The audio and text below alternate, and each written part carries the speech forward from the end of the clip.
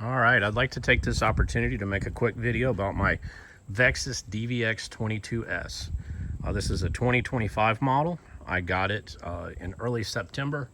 Seemed like a long wait. I actually went up to the factory and met the guys and did the factory tour and so forth, and I ended up getting it early September from Premier Yamaha here in Conroe.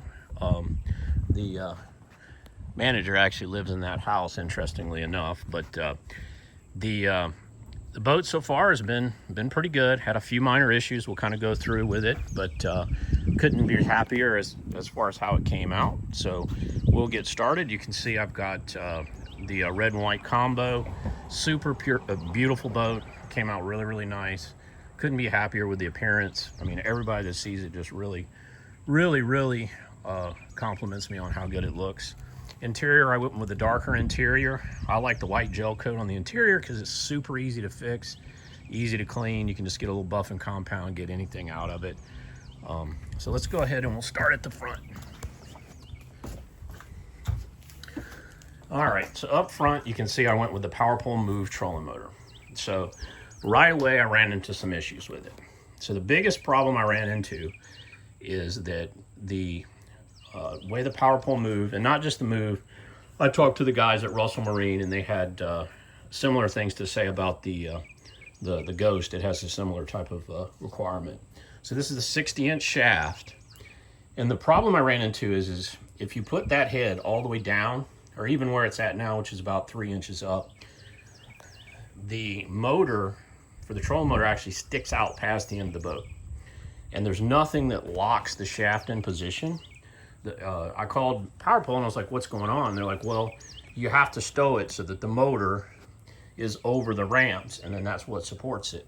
So that means you got to pull it up 12 to 14 inches to stow it. Well, if I pull it up 12 to 14 inches in this big boat, it's not deep enough, and you get that cavitation, which scares fish, and it just pain in the rear. So that means you got to pull it up every time, put it down every time. Total pain in the rear, and I wasn't going to live with that. So ended up doing a little engineering myself. What I came up with is I made this bracket there, and you can see it. Basically, it's a piece of starboard cut to fit the ramp. Bolted the pipe clamps. I got 2 stainless pipe clamps that I bolted to the starboard, and then they clamp onto the shaft for the power pole move, and it works great. So when you pull it up, it turns, and then it rests on that piece of starboard there.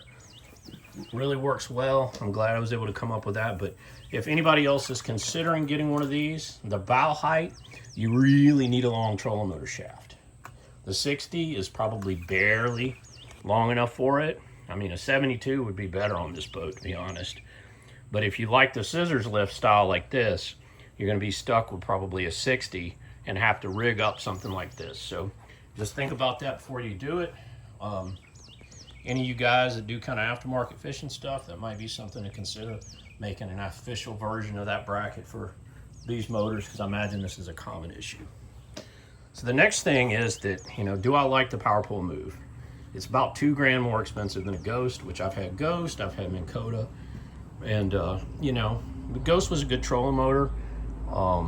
This is kind of the Ferrari version, and if I mean by that, it's amazing when it's working, yes. If I mean it's also somewhat problematic, that's also true. It's powerful, it's quiet, there's a ton of adjustments to it. It does a good job. A lot of the aftermarket accessories don't exist, right? So like, I like that hand TH Marine nut. They don't make that for it. Nobody makes aftermarket props, so it's a little more limited in your aftermarkets. As far as like, when I say it's problematic, I've had several times you drop it and it forgets it's got spot lock. You hit spot lock and it's like, never mind, not doing it. Same thing with the pedal. I've had where you drop it, pedal doesn't connect. You're like, what's going on? So both times you have to pop the breaker, put it back in, everything works fine. So small, little bit of problematic issues like that, but overall it's a really good trolling motor.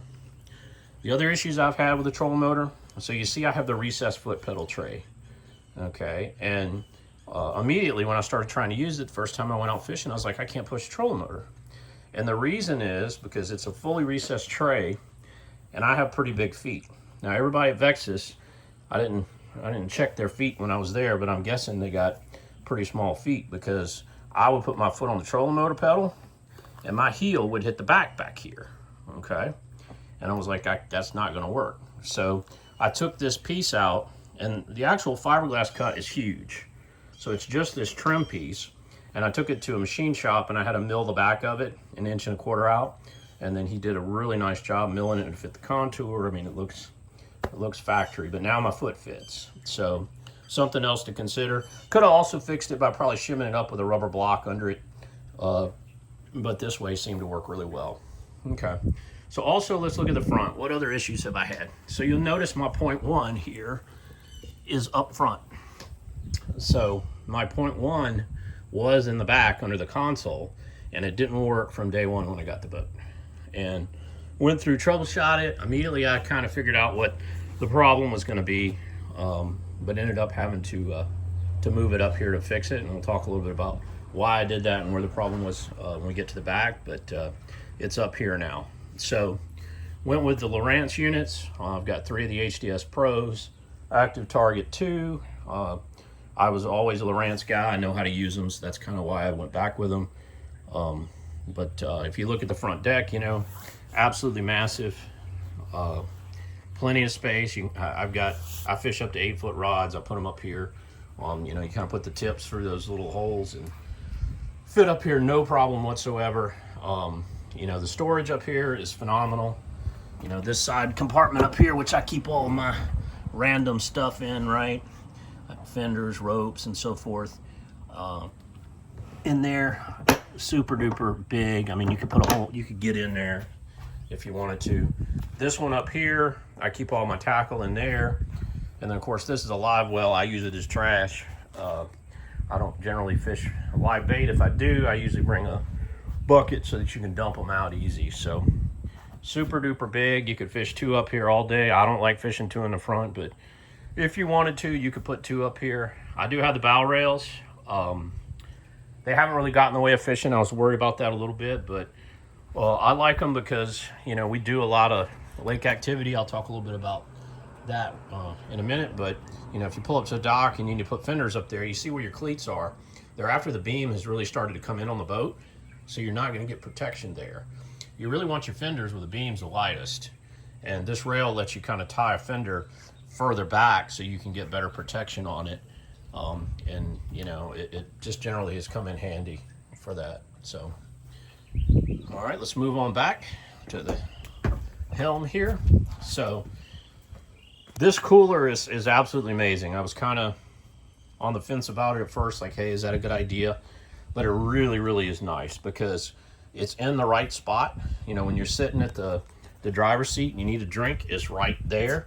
Passenger can get to the drink. It's just big enough for what you need for kind of a day outing. It's got a drain hole in the sides, so you can drain the water. You can take it out if you want to.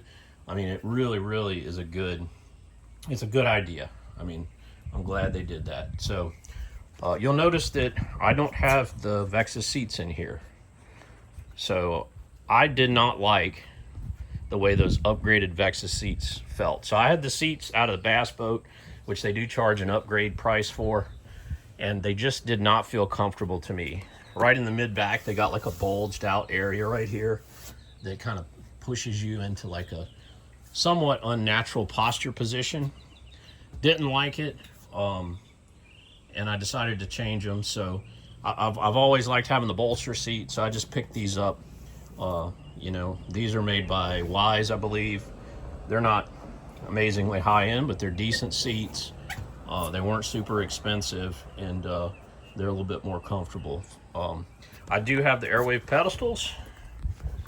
They are pretty nice. This boat rides so well that you really don't need them, but I mean, if you get those really hard shocks, it definitely makes a difference. So let's sit down at the helm and take a look at what the helm looks like. So I've made a few changes to the boat. So one of them is I added Vessel View Link. I had Premier Yamaha do it before I even picked the boat up.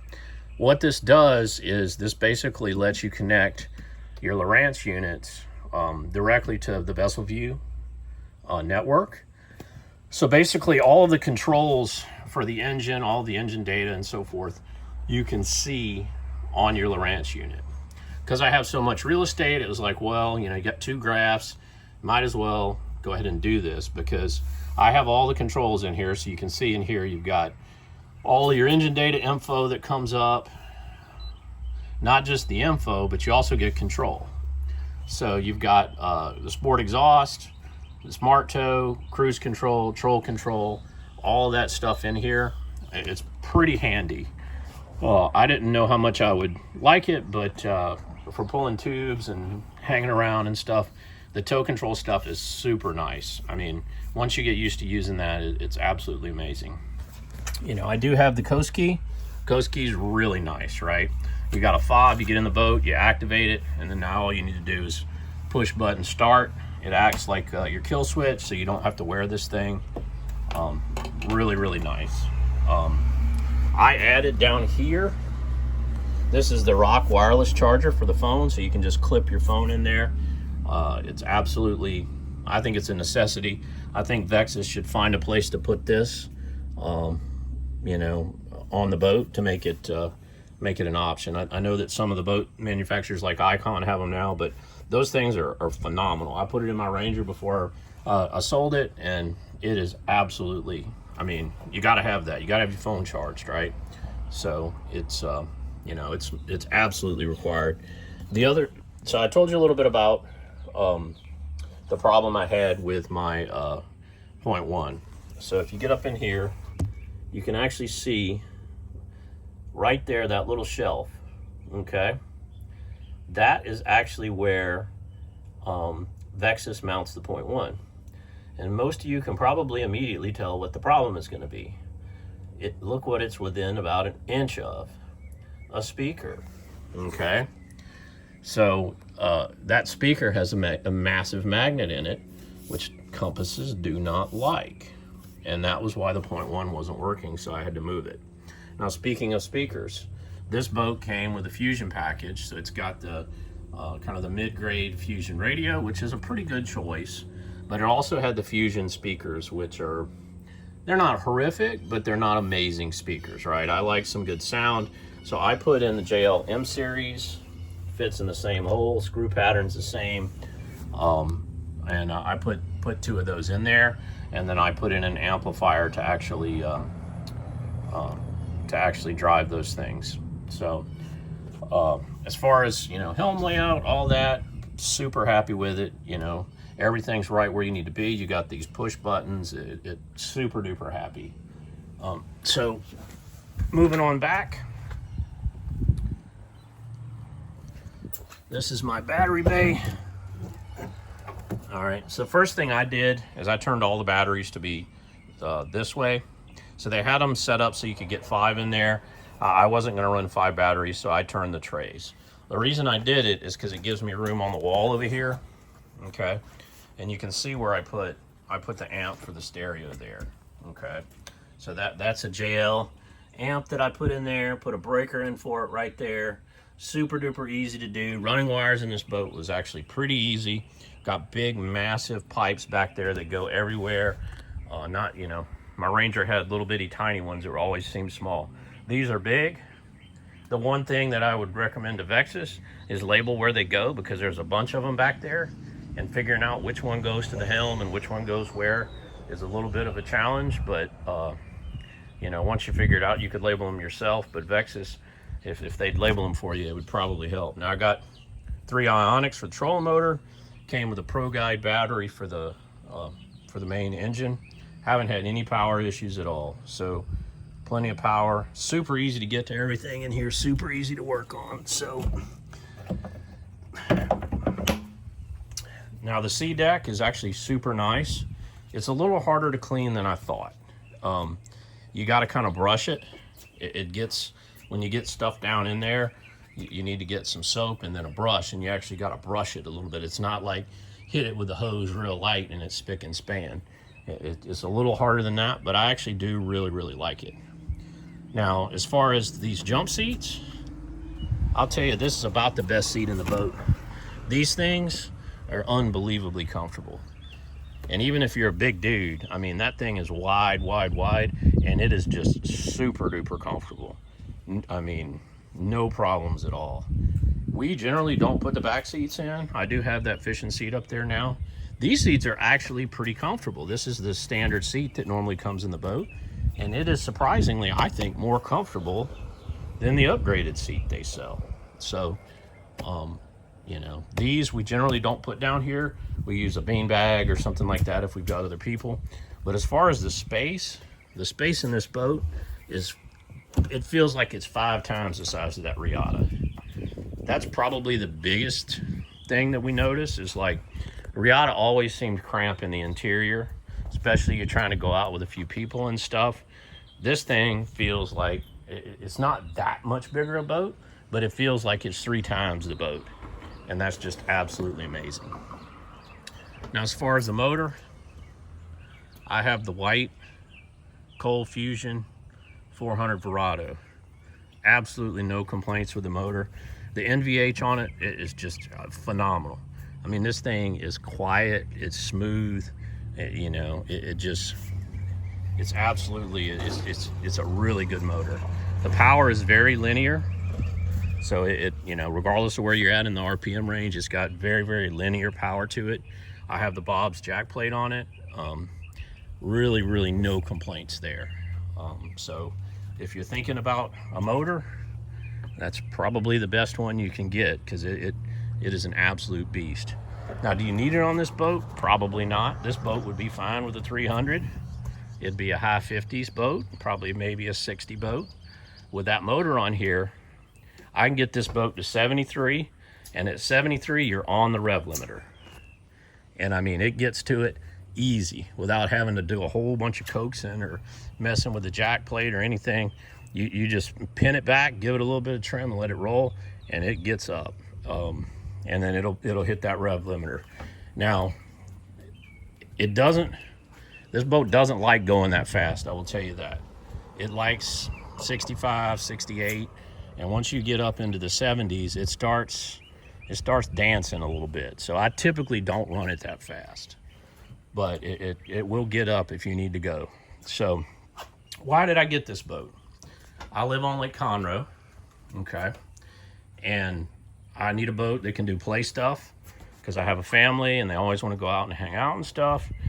And I like to bass fish. I do a little bit of crappie and panfish stuff too, but primarily bass fishing. So I needed a boat that can bass fish and can play. These lakes in Texas also get rough. I mean, you know, the wind blows here. There's not a lot to block it.